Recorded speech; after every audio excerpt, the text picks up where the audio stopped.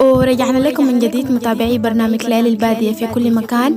ما زلنا متواصلين معاكم في حضرة الشاعر المتميز سليمان حسن سعد. لك التحية مرة تانية وتحية للمستمع الكريم أينما كان. تفضل سمعنا كتبت شنو في ست الحنان والريد، وربنا يديها العافية وليها تحية. حبابك الأستاذة والإعلامية ست الحنجرة الذهبية بنت البوادي، لك التحية والتقدير، وسعيد كوني أكون في برنامجكم المتميز نمات ليل. وبقول في ست الحنان والريد، بغني عليك يا ست الحنان والريد، وينك يا محاجبا هلال العيد. خبرك جاني قال ودوك صعيد، ومن يوم جاني عايش لا جار كرا لا عيد. ما وروك يا فيلانة بعد سافرتي، وخبري وكجاكي ما تعسرتي. يا لخلفتي أهدك وكسرتي، كتير ظالمانيو في حقيقة صرتي. عاشقك بعد شيخ عبد الله تم دوايته، شايفوا الليلة فجر تاني شال مخلايته.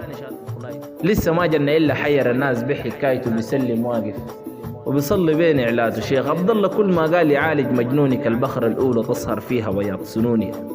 عارف إنه قلبي ما بطيب من دونك، حني علي وبعقد سعادة بكونك. بتمناك يا الملكة كان المراد بنتم، وعلة معاك زي السماء والعرض ما بنتلم. تنزل دموعي لي طريق وصالك دم، وقلبي وراك يا فيلانة كاتل الهم. بريدك صادق يا الملكة يشهد ربي، وما ريد المدنس وبالوسخ متربي. وكنت أسمع صوتك وما أشوفك جنبي، هل تعلمي راسي بدوش وعقلي بغبي. نيرانك يا الملكة فوق شابة وحارقة، وسكين فرقتك جرحت قلبي وغارقة.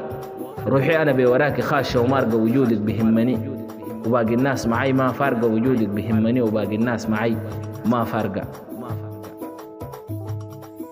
كل الجديد والحصري على قناة ود المعالية الفنجري.